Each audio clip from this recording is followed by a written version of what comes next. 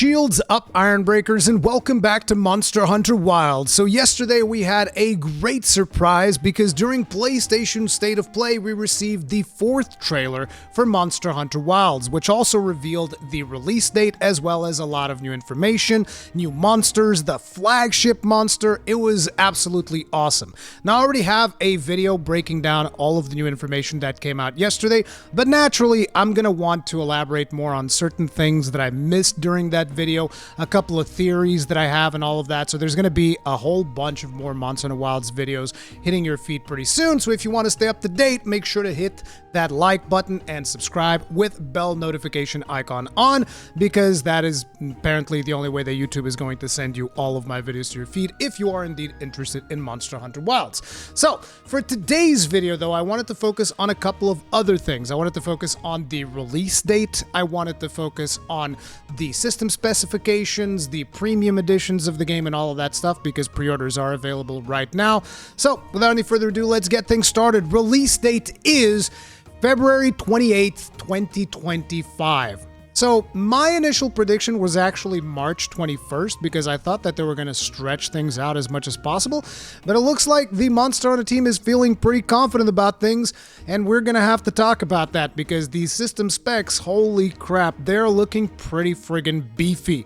But anyways, February 28th is going to be a Friday. There doesn't appear to be any indication whatsoever that there's going to be any type of early access shenanigans or anything like that, which thank God, because that is a practice that I really don't like, even though as a content creator it actually benefits me a lot, but I just don't like it because I'm always looking at things from the player's perspective, and it kind of sucks that you have to pay more money to get early access. So the fact that Capcom is choosing not to do that, big ups, big props for the Monster Hunter team.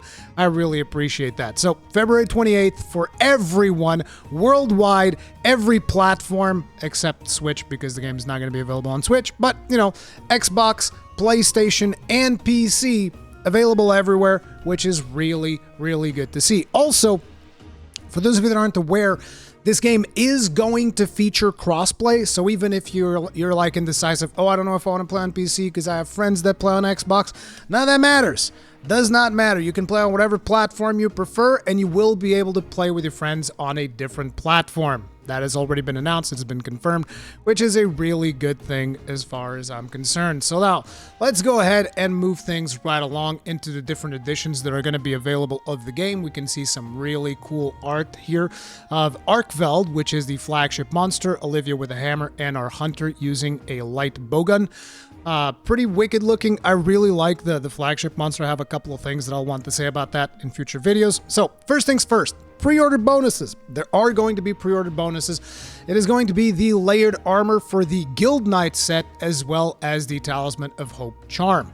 So here's the thing. A lot of people are not going to want to pre-order because they don't really like pre-order culture and all of that stuff. Just keep in mind, you can pre-order one day before the game comes out. It still counts as a pre-order and you still get all this stuff, but you don't have to do it if you want to wait for reviews. I think you should wait for reviews, particularly if your system happens to not, if your PC happens to not really be up to par in terms of hardware. We're going to be going over the system specifications and all that stuff in just a couple of seconds here, but yeah. This is what you're going to get for your pre-order, which is the Guild Knight set. Looks pretty cool. And a Talisman Hope Charm. I'm assuming that talismans are going to be craftable, kind of like Monster Hunter World, but this is all speculation on my part. I don't actually know if they're going to go with the World thing or the Rise thing. I tried getting this out of them on the interview, and I wasn't able to. My apologies. But yeah. They're also saying that bonus add-on content is subject to be made available separately in the future, which is a good thing. This is something that I think that they did where you would be able to like upgrade to deluxe versions and stuff. And yeah, I think that it would be cool for people to be able to purchase this at a later date. So, you know, it is what it is. Now, another thing is, if you buy it on the PlayStation 5, you're going to get this exclusive thing, which is the Monster Hunter Wilds digital mini art book. Now, there seems to be some type of deal with Capcom and PlayStation. The reason why I'm saying that is because we got the first trailer for Monster Hunter Wilds, the first proper trailer, not the teaser, because the teaser was during the Game Awards last year. But the first proper trailer was before the Summer Game Fest on the PlayStation Showcase that happened ahead of Summer Game Fest. Now we got trailer number 4 also on the PlayStation State of Play, and there's an exclusive digital mini art book on PlayStation. Now the thing is, I don't think you really have to stress that much about the digital mini art book. This is not something that is in the game. It is a separate application in the store. This has been confirmed. And these are probably just going to be PNGs that people are going to be posting on Reddit and other websites. So you'll be able to just look at this even if you're on a PC or whatever. So I don't think this is a huge deal, but it is going to be a nice little thing for people that that play on PlayStation. And, you know, it is what it is. This is a pre-order bonus, so it'll come together with your Guild Knight set and Hope Charm and all of that stuff. Now we have 3 different versions of the game.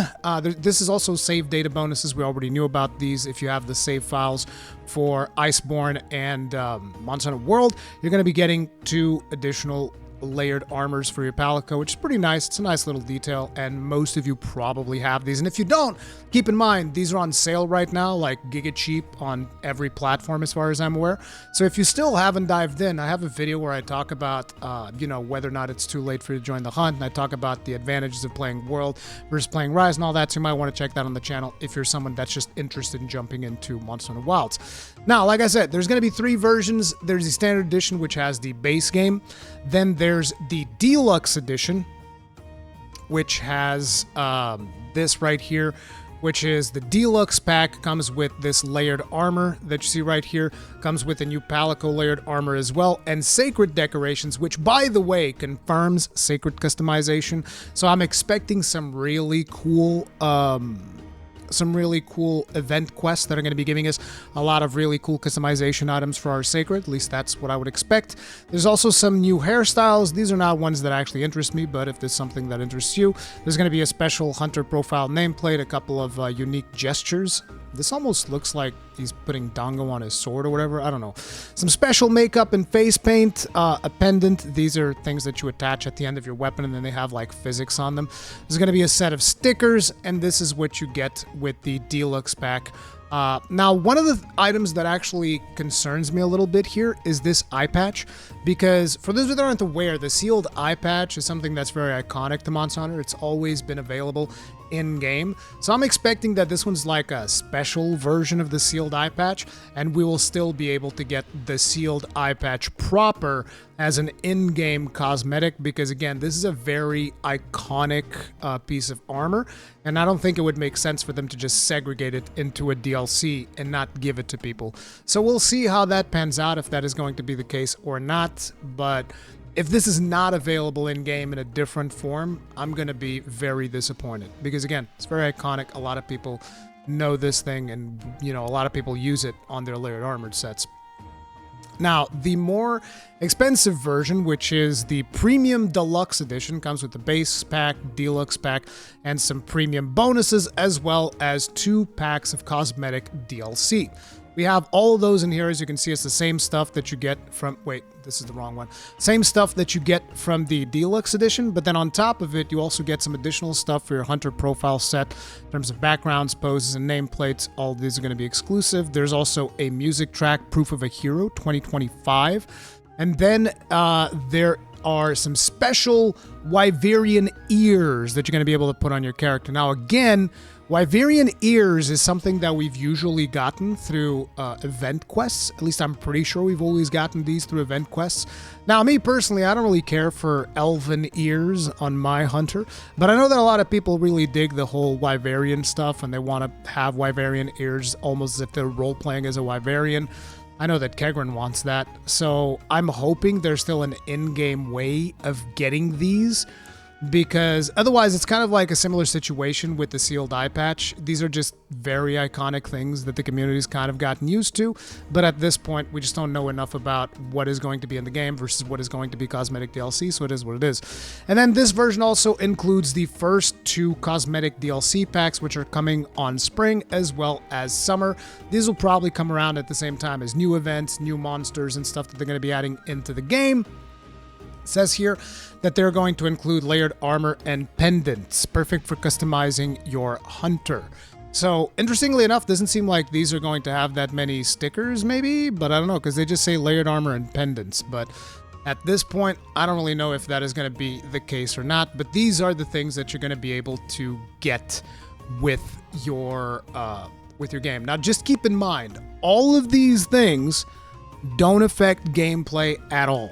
So, unlike some other publishers like to do where they they literally lop off pieces of the game, like special missions, stuff like that, they lop those off and spread them evenly across these multiple different editions. And here, everything that you get with the different editions is only cosmetic.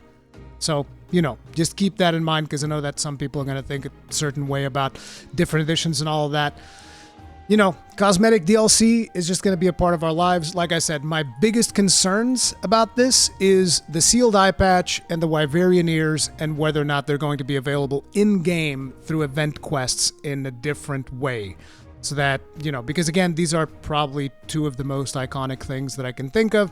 The rest of the stuff is just cosmetic stuff specifically related to Monster Hunter Wilds. I think that's fair game, but, it is what it is. Would it be better if everything was in the game? Of course, but that's probably not going to be the case. So we shall see how things pan out in terms of that. Now, there's also another special edition of this game, and that is the Japanese Wilds Ultra Collector's Edition, which we don't even get this one in the West.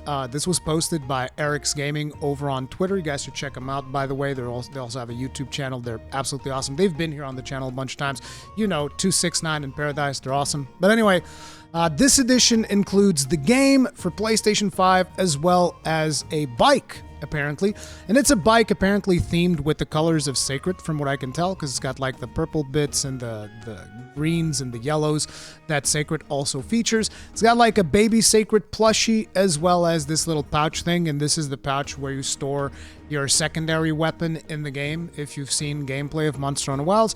Also, it seems like there's a poster, and I don't know if this is maybe like some type of sticker thing or whatever, but yeah, these will include a bike for the Ultra Special Collector's Edition, which, the reason why it includes a bike is simply because, it's like you're Sacred. That's what you're getting Sacred.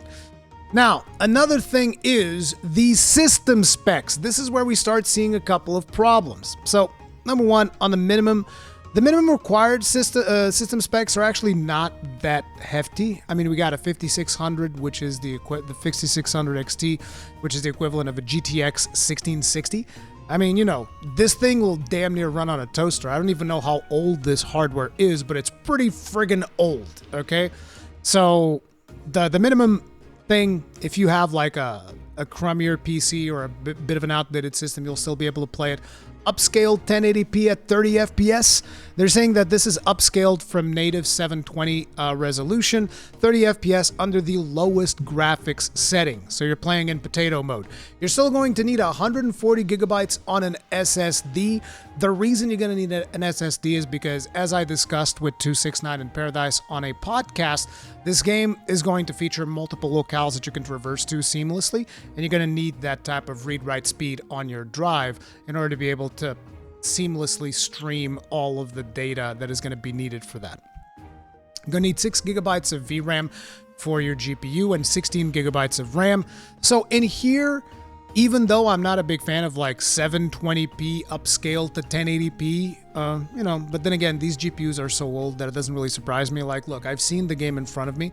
I've played the game, and I understand why these requirements are going to be hefty, because the game is doing a lot of things in terms of just the sheer density of monsters that you're going to have on screen at any given time.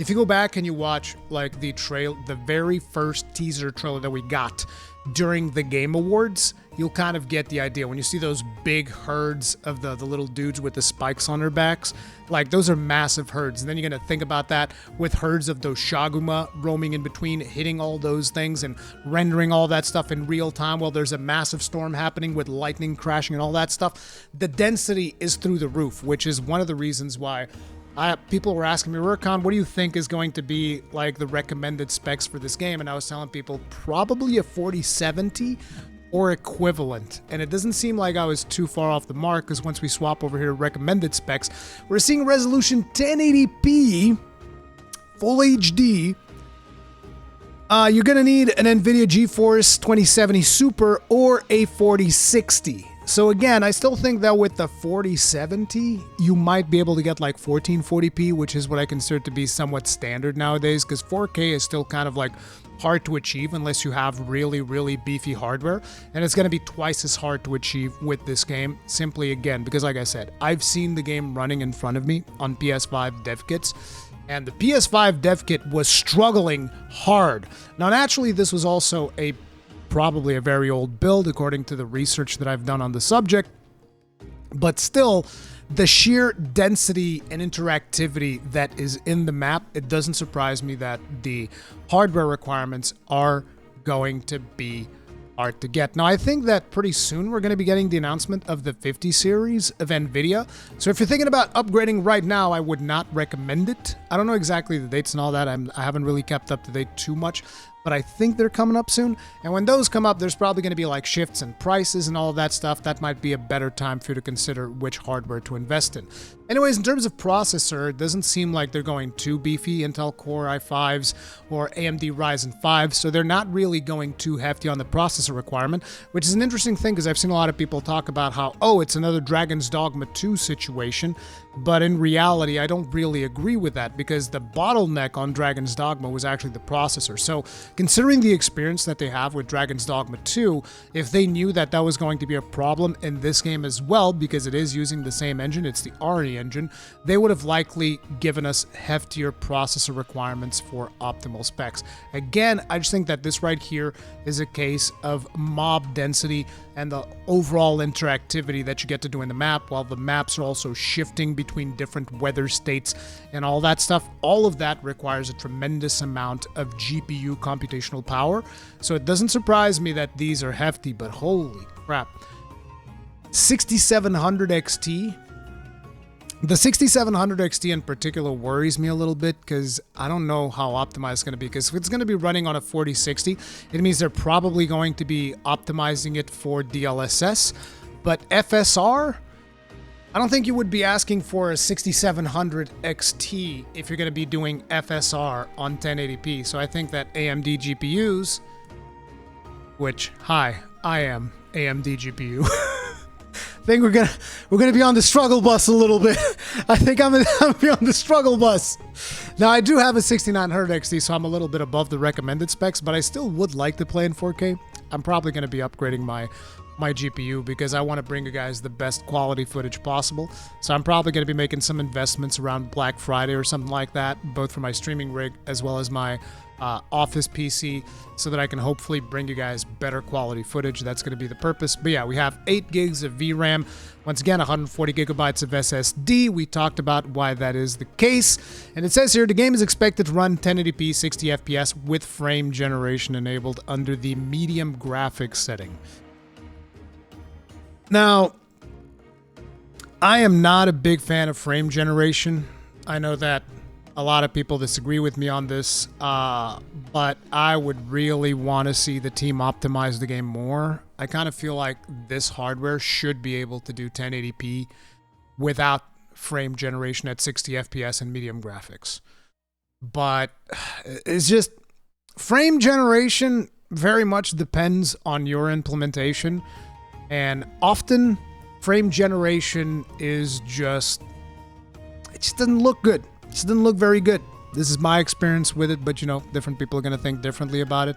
But yeah, these are hefty requirements. I'm going to be doing my best to test as much of this when the game comes out and give you guys my report on how I'm feeling in regards to the hardware performance and all of that, but we shall see. There's also a couple of other concerns, which is the game is also going to be featuring good old de Nouveau, which everybody universally hates. It is what it is, but, you know, Capcom always uses de Nouveau with their games, even though de Nouveau is, again, it's just a resource hog. I'm like suspicious of how impactful de Nouveau is being in them asking for this hefty amount of resources, because de Nouveau is like a barnacle, right?